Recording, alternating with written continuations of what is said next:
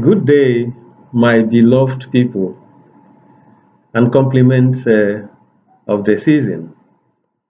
Welcome once again to the Qoheleth television. Um, I hope you are benefiting from a little contribution towards reforming people through enthronement of values um, for a better society. Our topic for discussion today is the principle of separation of power in a democracy. Separation of power is the division of the legislative, the executive, and the judicial functions of government among separate and independent bodies.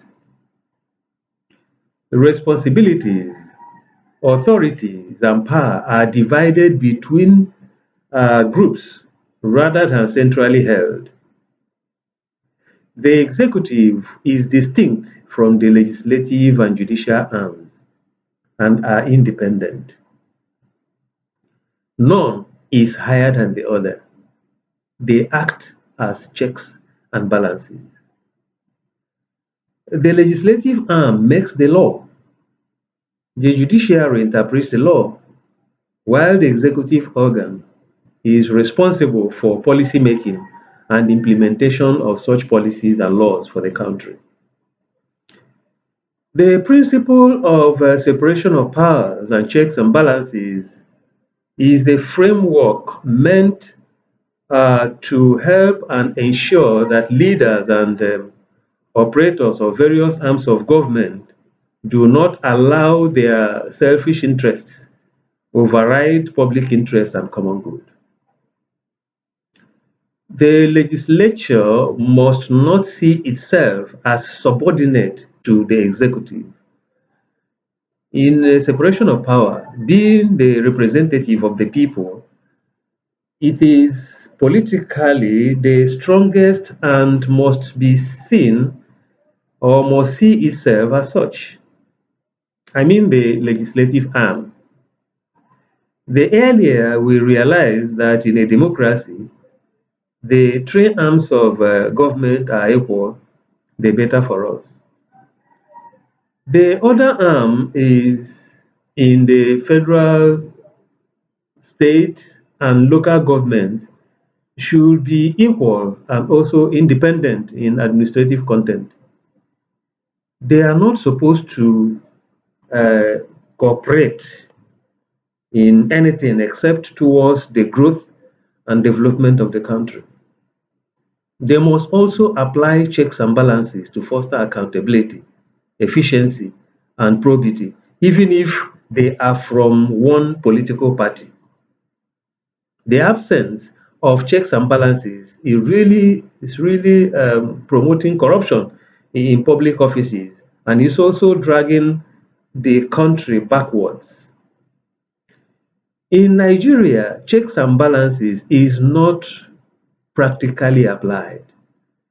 The executive overrides other arms of government to an extent that even choose the heads of other arms, directly or indirectly.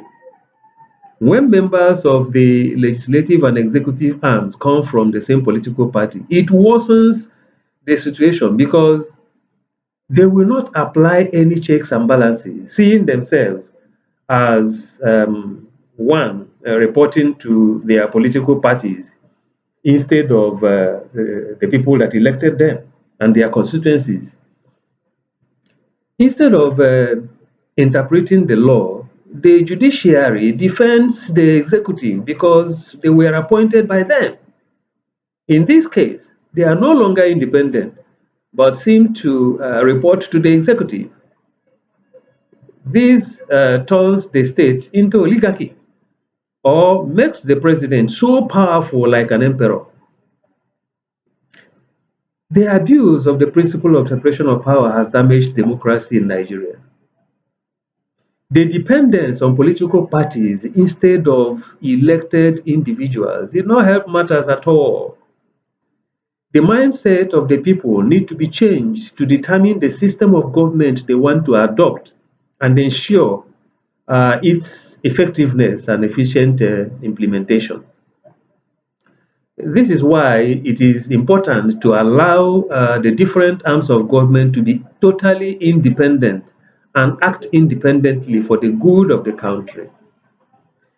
People are also elected into political offices to project the interest of the people that elected them and not to their various political parties. It is a right step in the right direction.